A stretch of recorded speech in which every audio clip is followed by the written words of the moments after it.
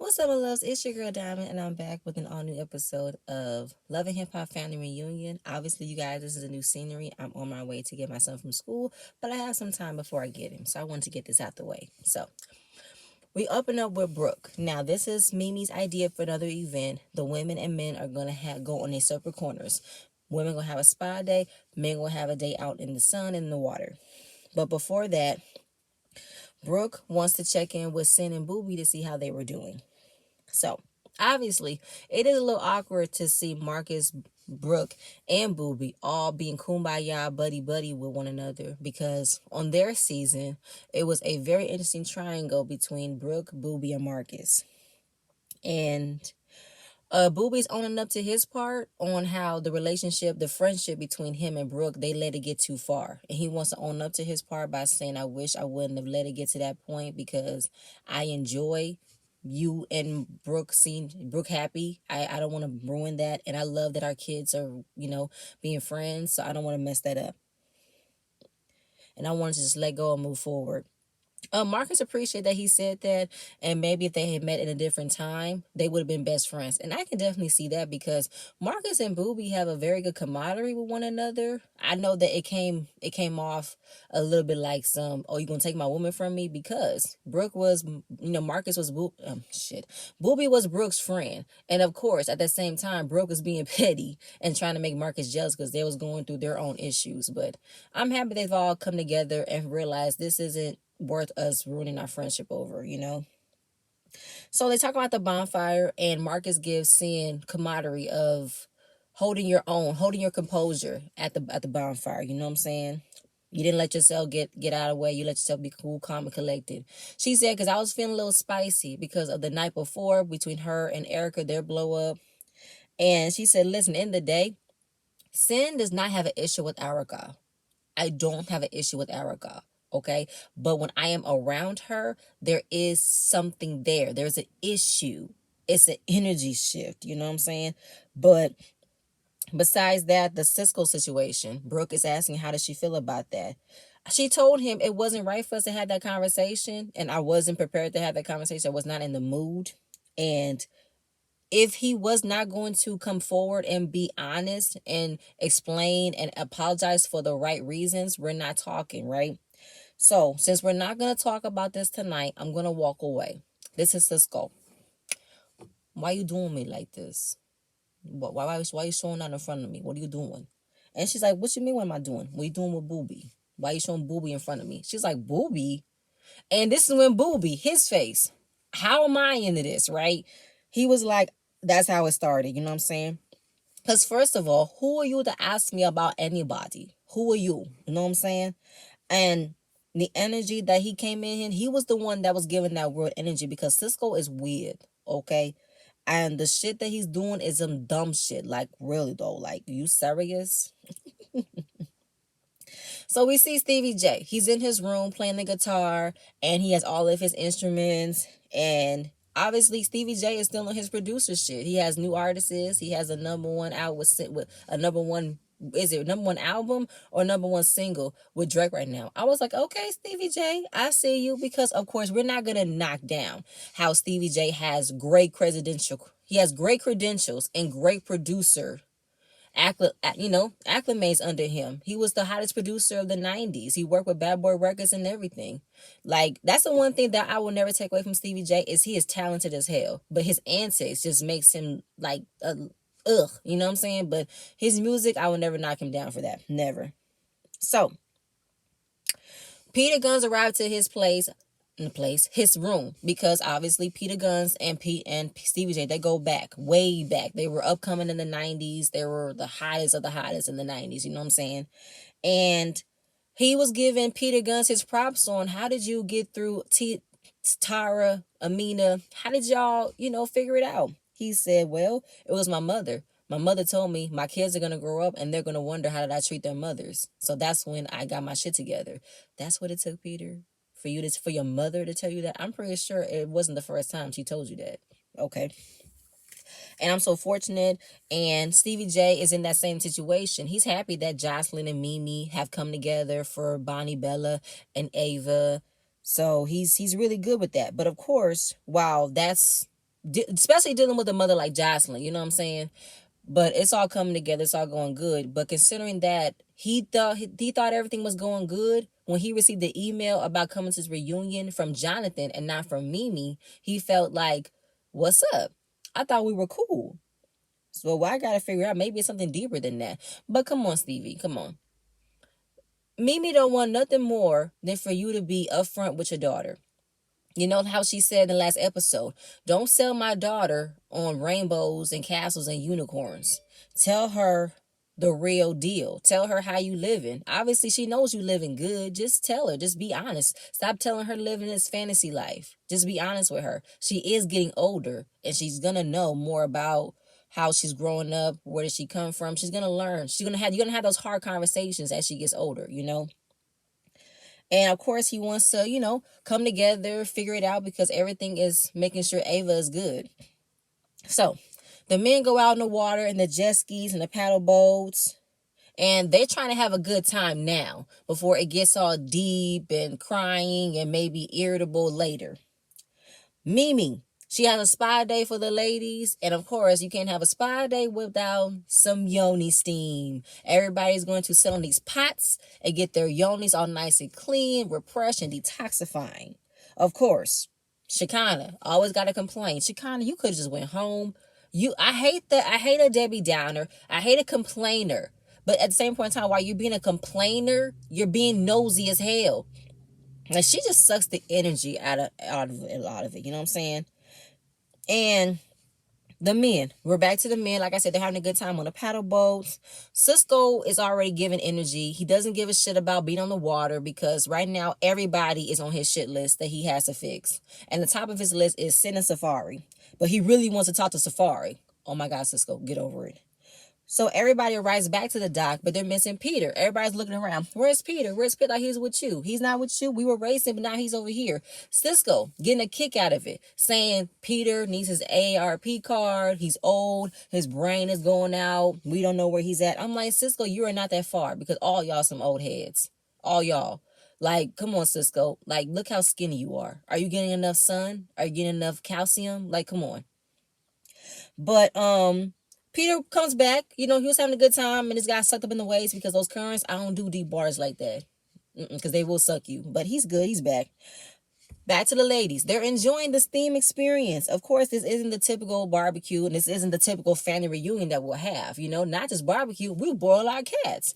I honestly feel like they probably did not know what else to do while they were there. I mean, they're in San Diego. What else can they do besides barbecue, drink, play music? What else can they, or go on the water? Like, it must have been really difficult for the women to find something to do, and probably in the COVID requirements that they had to figure out. You know what I'm saying? So they had to come up with something. So Amina asks, what do you guys do if you guys haven't had sex in a long time? And Mimi said, I got my boyfriend in my nightstand. Okay, but if that doesn't help, then we find you a man or a woman. Are you either or? I've seen you kiss a girl. You like kissing a girl. It flashes back to her and Erica kissing, right? And she said, I've experimented with women before, but I like men better. That's fine. That's your preference. She was trisexual. She'll try something one time to see if she likes it. Shout out to Trina Braxton. And that's totally understandable. So Marcus, they're back to the men. They have a poker table, but they all just talk about relationships. And Bobby and Jonathan really enjoy being open and invited by the men because they're gay men and they probably don't feel as men when it comes to the regular men, but they've opened them with open arms. I don't think the men have a problem with them. I really don't think so. But I love the fact that they have felt open enough to want to talk to them, hang out with them, play with them, because at the end of the day, you guys are all men. It doesn't matter your sexual preference or your sexual orientation. And they asked Safari how is him and his wife doing. He said, we're in a really good headspace, pretty much the best headspace we've had all year. And we just trying to take it day by day. Peter admits he's not good with monogamy. Shocker there, Peter. Shocker. Okay. And I think Marcus asked him, okay, well, as far as self-control, do you honestly feel like the women don't expect you do not expect the same thing out of another woman? What if another woman has much of a lack of self-control as you do? Like, come on. How can you find that one person who can say, I only want to be with you? How can you find that person? Have you found that person who wants to only be with you? How she won't feel like I have to literally look over my shoulder every 5 minutes to find out if he's being faithful. I should already trust you, but I can't trust you. And y'all keep y'all be not giving women much credit, because as much as women, y'all will never give them the satisfaction or the understanding of why they would cheat, but you want us to be understanding as to why you would cheat. As much as you feeling like you're not getting everything in a relationship, she's not getting it either. It's not even sex. It could be just attention. It could be intimacy. But when women cheat, y'all want to write her off as a hoe, a slut. She can never be faithful, but y'all can never be faithful. And we take you back because we're forgiving, we're nurturing, we're loving. You know what I'm saying? So he says, I do meet that right person, but I fuck it up. You got a problem. He's been had a problem this entire time. Peter wants what he can't have, I would say, because while he wanted Tara, he wanted to have Amina, but he could not let go of Tara, but not let go of Amina. And um Stevie J said, you have, yeah, like he said, he meets that person, he messes up every time. Like he messed it up with him. Like back to Amina and Tyra. He said he should have married Tyra and not Amina. And Stevie J said, you have mastered the excuse. You have the excuse game mastered. I get them, I love them, and I fuck up every time. It's you have that whole line. Cause you just keep on saying I fuck up, I fuck up, I fuck up. But do you honestly know you fucked up? Did you understand? Did you heal? Did you mature from you fucking up? Or are you still going back to your fuckboy ways? You know? On the same subject, Yo-Yo's talking to Amina about will you go back to Peter? No, because I want Peter to do right by the right woman, and I don't think he would do right by me. And I honestly feel like, no, I honestly believe he still wants to be with Tara. He still loves Tara. Hence why I left New York, because I knew he was always going to love her. At the same time, Brooke runs over because she did not want to hear the conversation of Shekinah telling Tara to get back with Peter. I'm like, Shekinah, you just came on here, excuse me. You came on here to give Peter a piece of your mind for him ruining these women's lives like that. But now since you've seen him apologize to you, that's supposed to give you right to butt into their situation? No, Shekinah, stay out of it, please. She said, I see a little bit of growth in him. You think you'll give it a chance? No. I want to be single and fuck whoever I want to fuck on, okay? But Amina, she tells her, I think he still loves you. And while the chapter for you to go back to him is closed, he hasn't considered it closed. I don't think he'll ever be okay with you being with someone else. She said, tough shit. He's going to have to deal with it as much as I have to deal with it. How I've had to deal with 13 years of promises, and heartbroken, taking it back. Maybe he'll learn. Maybe he'll get better. Fuck no. Fuck no, okay? He gonna have to deal with that shit, because she said, Peter and I had a relationship. It didn't work. Hell, he liked me so much he married somebody else. No, we are great friends and we're great parents. Nothing more needs to be talked about and nothing more needs to be said. You know what I'm saying? Because I want to be someone who wants to be loved. I've always loved someone. When will someone love me back? When I don't have to worry about when I don't have to worry about him questioning his love for me, when I know this man loves me?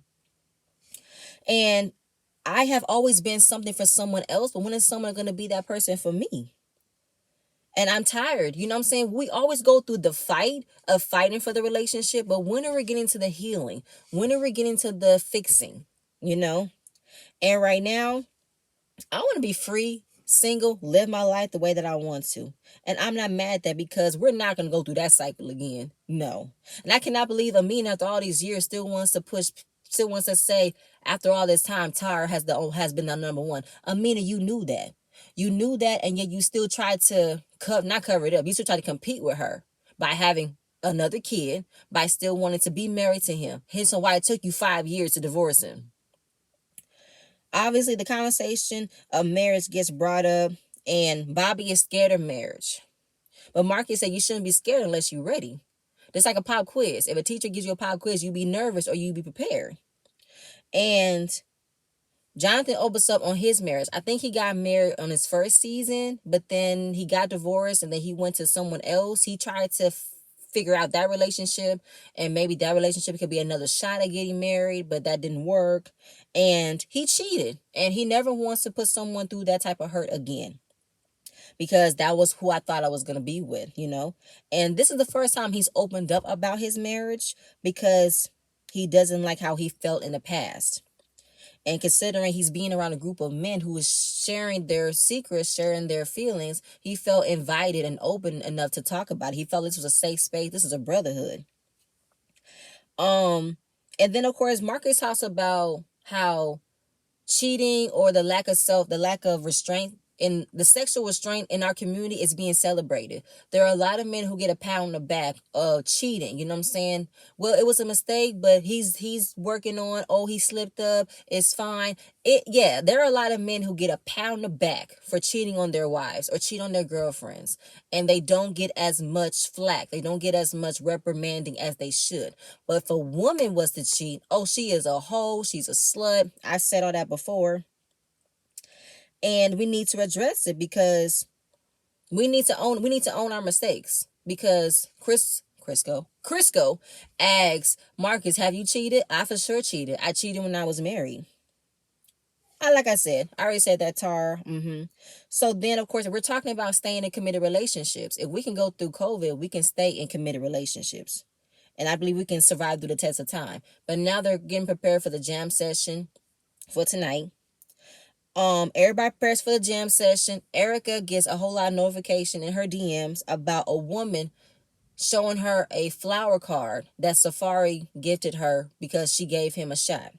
So now she is completely over. She's done. She said this isn't the first time that she's received information about this woman. And her husband's friends told him that a fan sent him a drink and he thanked her by sending her flowers. But she talked about how much Safari did when he was courting her. He showed her flowers, he showered her with gifts, and flowers were their thing. That was their way of, growing together and loving one another. He wanted to show me how much he loved me through flowers, grand gestures, but now he's doing the same thing to another female because she bought him a drink. Yeah, I remember, because it flashed back to the last season how he showered her, flooded her apartments with rose petals and candles and stuff. And it's like a slap in the face. You're doing this to another female. So he's having a good time, but then of course he's get the text messages from Erica saying, we're done, don't talk to me, I cannot believe you did this to me, I'm over. And his mood is back down because they're going through a roller coaster. They're up, they're down. So Kimbella is trying to tell Erica, okay, maybe you need to calm down. Is this everything? Because let's not, y'all have been doing so good. Don't let this take away all the progress y'all have done. You know what I'm saying? She's not listening. She's on the deep end. She's texting. She's in her feelings. Kimbella can understand how she feels because she's been there. I've been the woman that cheated on, but I forgave my husband. We're moving forward, and it's not worth it. Come on. But she's not listening. She's in the hotel. She's on the phone calling him, yelling at him, telling him, I cannot believe after all this time, you have not once given me any roses for the time that I birthed 2 of your fucking kids. But you want to give a girl a dozen roses because he bought your ass a drink? Are you fucking serious? This man has humiliated me for the whole year. He has no regard for me. He has no respect for me. Now, I understand that when you have that certain love language between you and your partner, this is our thing. This is how we, fell in love. But Erica, don't act as if Safari never did anything more for you. He showered you more than just roses. You know what I'm saying? You said he showed you a love you never loved before. He's gifted you. He showed you a different light. Come on, don't just knock it off with he's only giving me roses. No, he's giving you more than that. Don't do that. Don't knock down the progress y'all have made. So then, after that, the blogs are going crazy. Jonathan says maybe I need to take some time to, figure things out. Tensions are high. She's breastfeeding. Just let her calm down. I know she loves you. The producers asked what was his story. He said, listen, I'm at the club. A lady offered me a drink. I'm at the restaurant. She bought me a drink. I came over there, chopped it up, and I left. Never met up later that night. And at the end of the day, we were going through a divorce. So that's his reasoning. We were going through divorce. We're not speaking. So I felt like, fuck you. Why not just have fun? The man came over to see Kimbella. She told about the blogs. And she said, look, I told you he was cheating on me. She came out crying. Safari was ready to go cry as well. But everybody kept telling him, you good, hold your head up high. It's all right, it's all right. Amina's in her room. Erica is reading the note. He sent her, thank you for buying me a drink. You're so beautiful. Roses. She's yelling, roses were our thing. Are you kidding me? She's at the top of her lungs. I refuse to be with someone who's been breaking my heart over and over again. This is the final straw. You say that. I have not you said that, Erica. I didn't see any finalization of the divorce, okay? Because I remember when they did the whole trailer for the show, you guys were on the boat celebrating your birthday and he gifted you something. So you got over this, okay?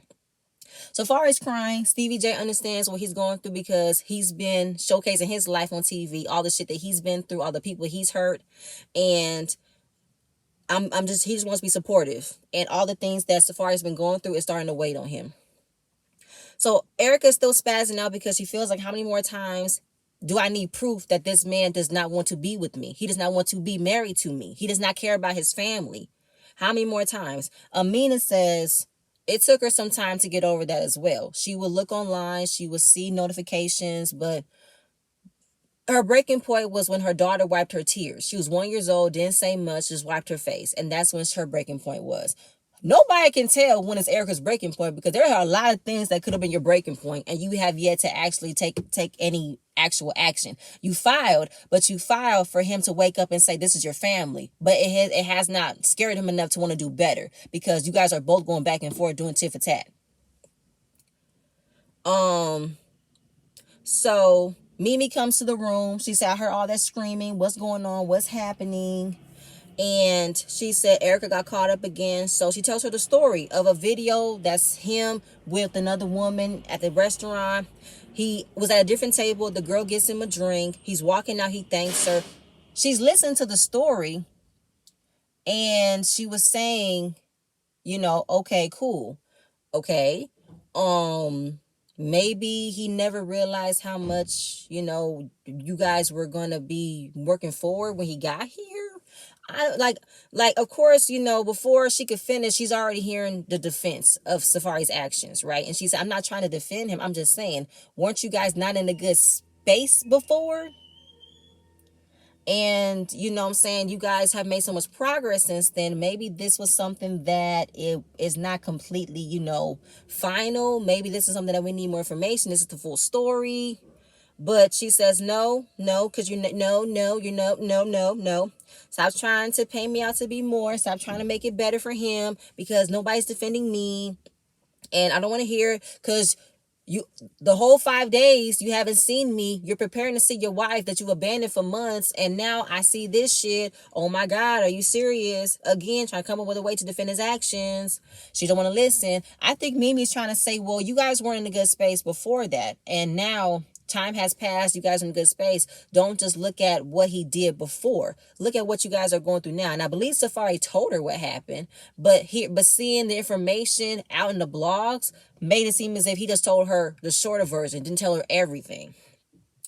And Mimi feels away like all this progress you done, now you fucked up. Because I can't even get her to calm down. She's on 10. There's no way bringing her back down. You know what I'm saying?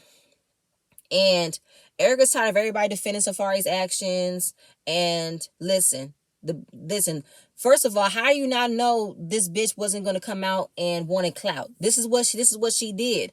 He said they gave her a drink. The bitch went on ahead and put it online and made it seem as if it was more than what it was. Mimi said, well, he probably didn't know. Some men are dumb. They never think they're getting caught up. They never think they're going to get clout chased. But I feel like at some point you are a celebrity. You are someone who will get called out, a picture. Everything will be put online for something. So how can you not know a girl was about to blast you online, how you gifted her flowers? Knowing damn well Erica was going to be the first one to receive the notification.